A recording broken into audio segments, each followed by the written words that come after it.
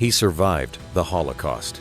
He survived a brutal prisoner of war camp in Korea, and he risked everything again and again to keep other men alive. But for decades, the country he loved refused to honor him. Why?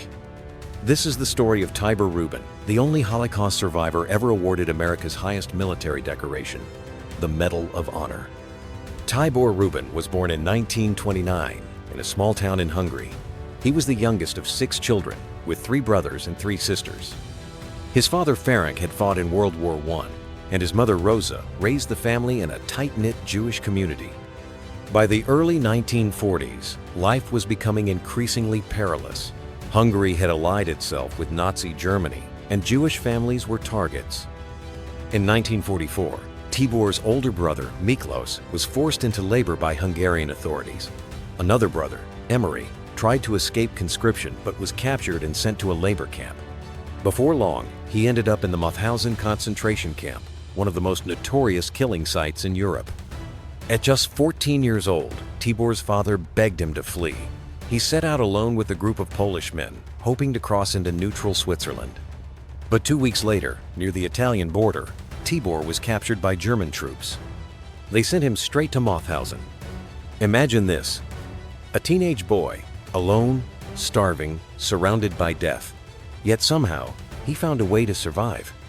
In the winter of that year, Tibor was reunited with his brother Emery inside the camp. But his relief was short-lived. His parents and sisters were deported to Auschwitz. Only one of them, Irene, survived. On May 5, 1945, American soldiers liberated Mauthausen. Tibor was 15, weighing less than 80 pounds, but he was alive. He reunited with Emery and Irene in Hungary, but after everything they had lost, the country no longer felt like home. They ended up in a displaced persons camp in Germany. There, Tibor made himself a promise. If he ever reached America, he would become a U.S. soldier, a G.I. Joe. The idea of wearing the same uniform as the men who had freed him became his mission. 3 years later, in 1948, he boarded the SS Marine Flasher alone and sailed to New York.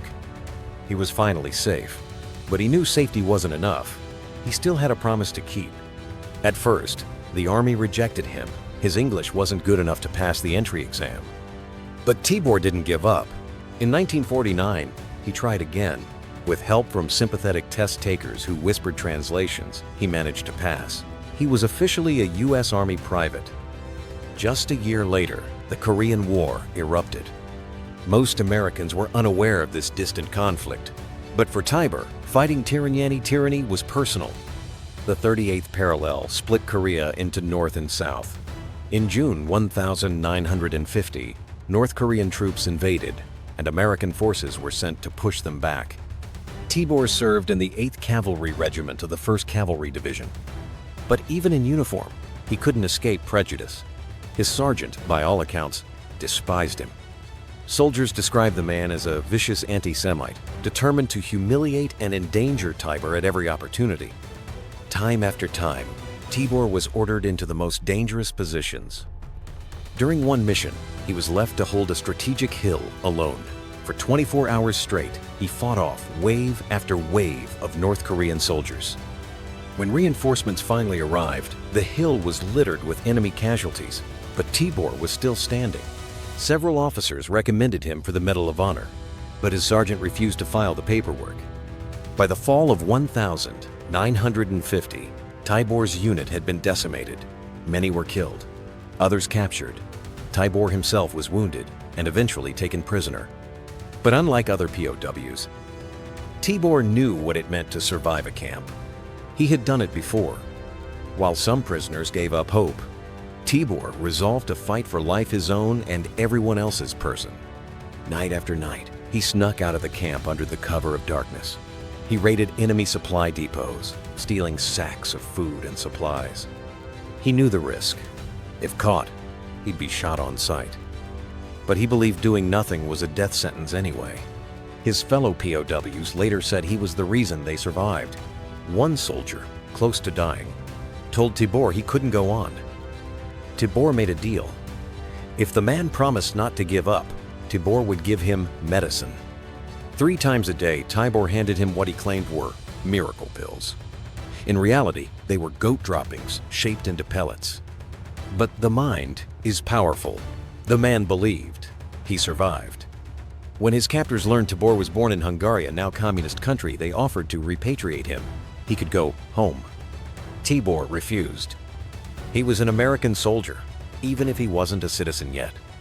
After 2.5 years as a prisoner of war, Tibor and other survivors were released on the 21st of April, 1953.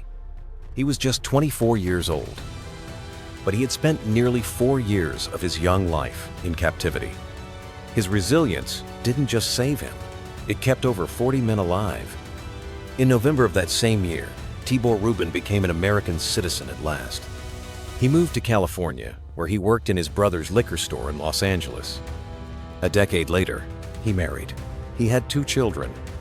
But there was still no recognition for what he had done in Korea. Years passed. Soldiers who had survived because of Tibor couldn't forget his sacrifice.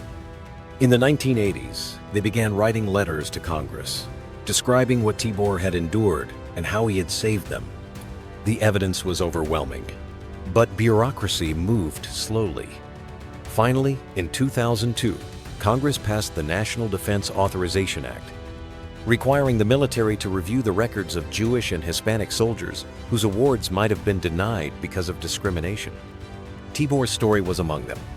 On the 23rd of September, 2005, more than 50 years after he had risked everything, Tibor Rubin stood in the White House.